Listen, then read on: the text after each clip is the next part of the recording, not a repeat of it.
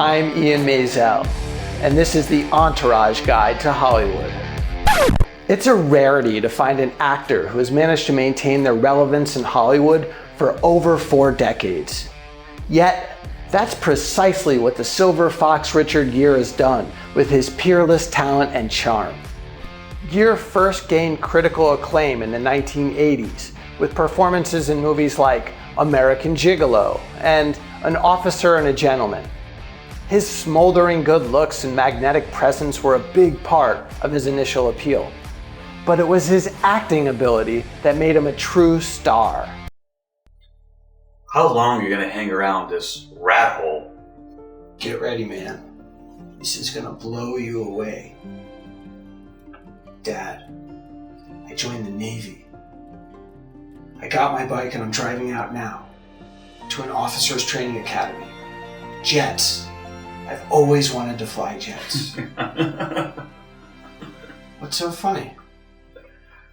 Why don't you just run for president? Look at your arm. Officers don't even have tattoos. Look, man, I'll see you. All right?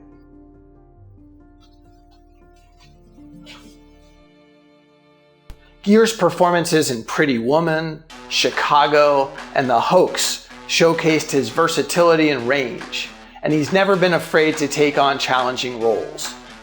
One of Gere's most memorable performances was in the 2002 film Unfaithful. In the movie, Gere plays a man who's being cheated on by his wife, played by the incomparable Diane Lane. The two have such great on-screen chemistry that I'm surprised they didn't catch fire during filming.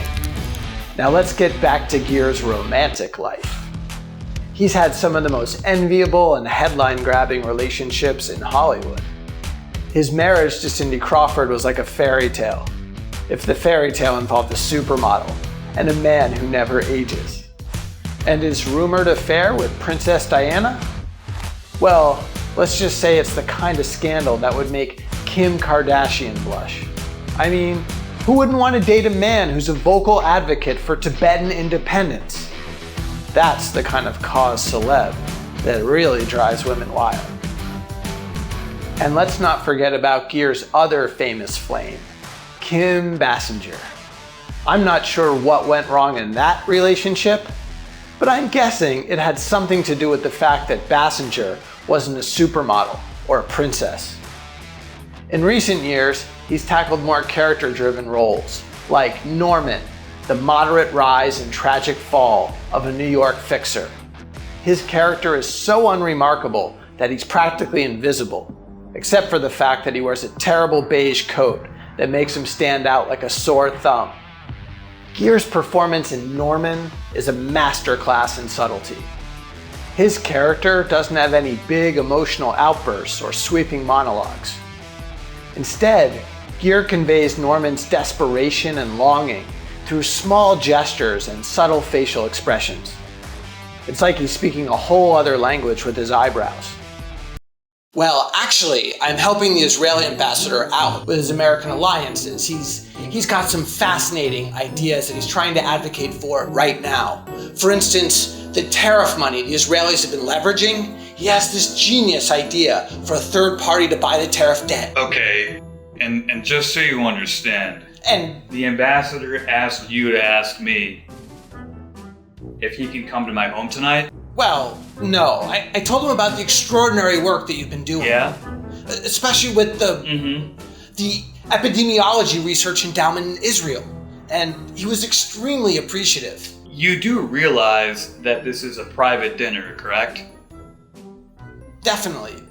Yes. And that you're in my house. This is a private residence. It is a beautiful house.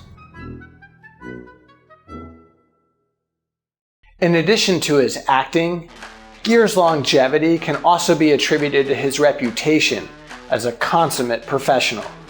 He's known for being a pleasure to work with, and he's earned the respect of his peers in the industry. Gere has also been able to avoid the tabloid scandals that can derail an actor's career. And while his good looks and charm have certainly helped him along the way, it's his talent that has made him a true legend in the world of cinema.